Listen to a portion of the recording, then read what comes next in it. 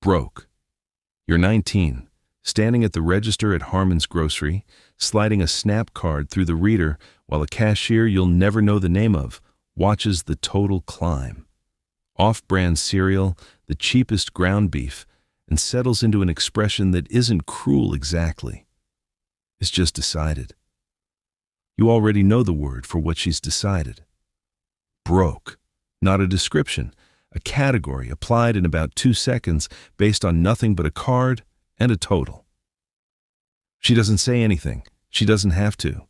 You feel it land somewhere between your collarbone and your stomach, the specific weight of being sorted before you've said a single word. At home that night, your mother, Carol, sits at the kitchen table with the receipt and a calendar, moving her lips slightly as she works the math. $62, 12 days until payday, tapping the pen against the same spot on the receipt 3 times before she sets it down. "Don't look at me like that," she says, not unkindly. "We're fine. We're always fine right up until we're not. And then we're fine again." 2 weeks later, at school, a girl named Priya, who has never once been unkind to you, says something about your shoes. Not cruel, just observant, the specific observational cruelty of a 16-year-old who has no idea she's doing it. The label follows you there too, it turns out. It doesn't stay at the register. That spring, at your aunt's apartment, you watch her home health aide, a woman named Ferris, help her manage her medications. Unhurried, genuinely kind, treated by your aunt with a warmth nobody at Harmon's has ever aimed at you. You ask Ferris, before you've thought it through, what it takes to do her job. CNA certification, she says. 10 weeks. You don't know yet that this exact store, this exact register, will still be standing in 20 years. You don't know that the label will still be finding new rooms to follow you into either. Or that you're about to spend the next 4 decades watching it change its name every time your balance does. Getting by. The CNA program runs 10 weeks, mornings, paid for with gas station shifts. 5 years later, you're pulling a double at the nursing home on Turney Road when you finally get 5 free minutes to call the bank about a car loan. The loan officer approves you. Then he adds, almost as an afterthought, in the tone of someone paying a compliment, "Honestly, you're doing pretty well for your situation. You've graduated from invisible to something with a name now. Getting by," which people say like it's a compliment and mean like it's an explanation. The rate attached to that explanation is 11.9%, 2 points higher than a co-worker with the same job title got the month before. The following week, apartment hunting for your own place for the first time, a landlord looks over your pay stubs for a long moment before asking, not quite able to keep it out of his voice, whether you'll actually be able to keep up with rent. You've had a perfect payment history for 2 years. He doesn't ask to see it.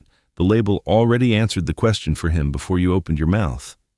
That night, back at Harmon's Grocery, you're at the register with the SNAP card again, half the time now instead of every time, and a woman in line behind you sighs loud enough to be heard. You keep your eyes on the belt. You've learned that turning around costs more than it gives back. You don't know yet that the next label doesn't feel like relief. It feels like a ceiling with a nicer paint job. Middle class. The RN license comes through when you're 26, 2 years of night classes stacked on top of full shifts. The week the results post, your supervisor, who spent 3 years cutting you off mid-sentence in staff meetings, asks your opinion on a scheduling change unprompted for the first time. 2 years after that, you close on your own house in a Parma cul-de-sac, and at a cookout you're hosting that August, a neighbor tells you warmly that you've really got it figured out. It's meant kindly. It still lands like a lid closing. You have the RN license, a home care side business you've started registering weekend clients for, a mortgage, combined, clearing $82,000 a year. Solid, responsible, middle class. A label that finally sounds like praise instead of a diagnosis. At Harmon's Grocery, the manager greets you by name now, Mr. Delator, 6 years behind that same register. You don't tell him you remember exactly what it felt like when nobody there knew your name at all. Carol's furnace goes out that January, And you cover the $2,400 repair without discussing it first, the way you'd cover a grocery bill. She thanks you 3 times over the phone, each one a little more uncomfortable than the last, until finally she just says, "You don't have to keep doing that." You do it again in March when her transmission goes. You don't know yet that the label you just earned is about to become a costume that stops fitting. Doing well. The home care side business isn't a side business anymore.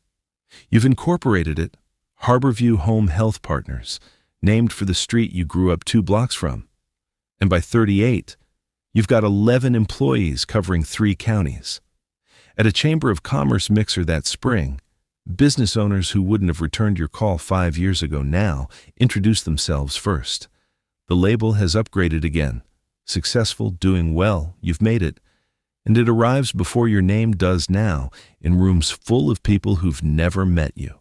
Your cousin calls on a Tuesday night asking, in the careful voice of someone who's rehearsed the question twice, if you could float him $3,000 just until tax season. You say yes before you finish drying the plate in your hand. Your best friend from nursing school, Denise, meets you for coffee that spring and starts 3 separate sentences with "must be nice" before finishing them off as jokes. By the 3rd one, you've stopped laughing along.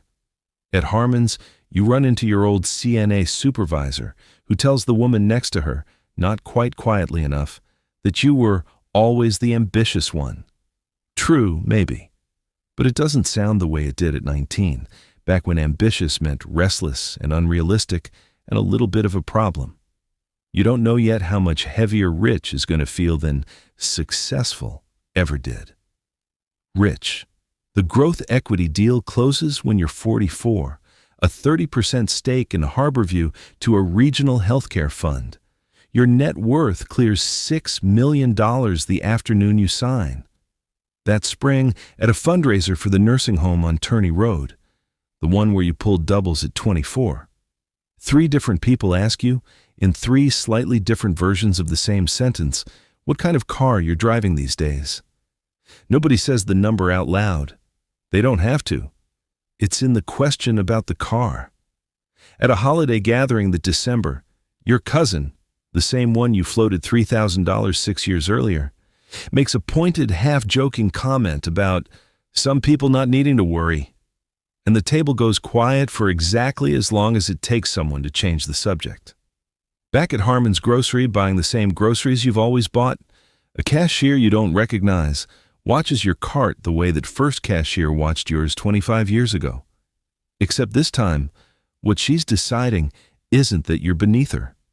It's that you don't belong there anymore, buying regular groceries like a regular person, and that verdict stings in a way you didn't expect. You pay off Carol's house that June, quietly, through her mortgage servicer, without asking first, because, if you ask, she'll say no. She calls you crying when the confirmation letter arrives. Not gratitude exactly, more the disorientation of a woman who spent 40 years budgeting $62 against 12 days, suddenly owing nothing to anyone. "You didn't have to do that," she says.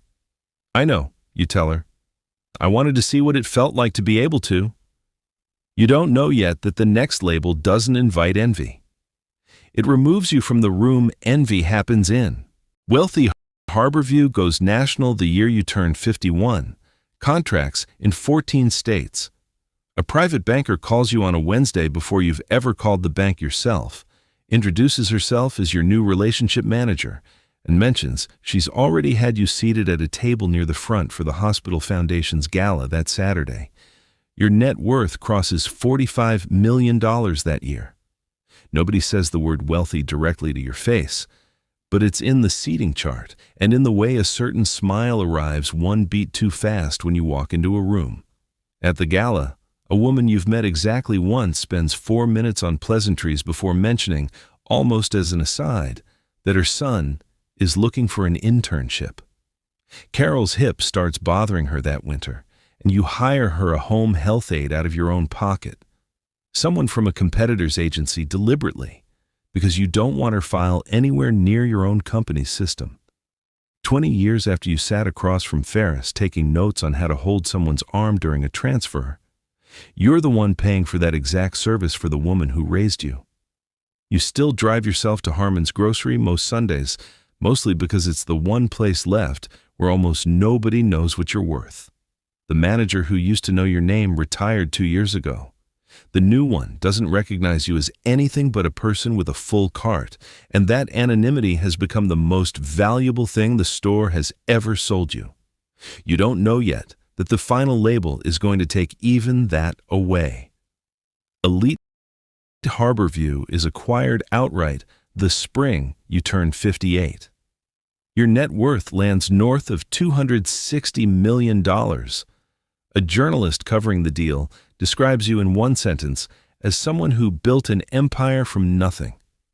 True, technically, and nothing at all like what it felt like on any of the actual nights it was happening, most of which involved a kitchen table, a spreadsheet, and not enough sleep.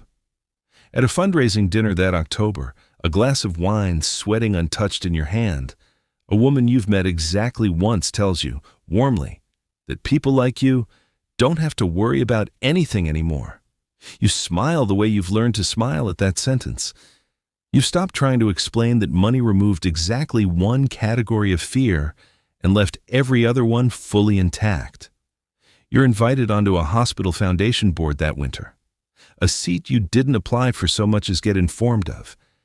And in your first meeting, you realize you're the only person in the room who's ever personally given someone a bed bath, and also the only person whose opinion nobody in that room would dream of interrupting.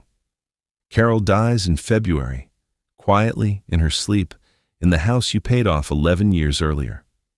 At the funeral, a distant cousin hugs you a beat too long and mentions gently that he's been meaning to reach out about a business opportunity. You don't hold it against him. You've stopped expecting anything else at this tier from anyone you haven't known since before any of this started. The following Sunday, out of habit more than need, you drive yourself to Harmon's Grocery anyway.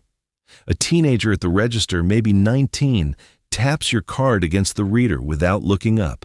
Too busy, too tired, too unbothered to care who you are.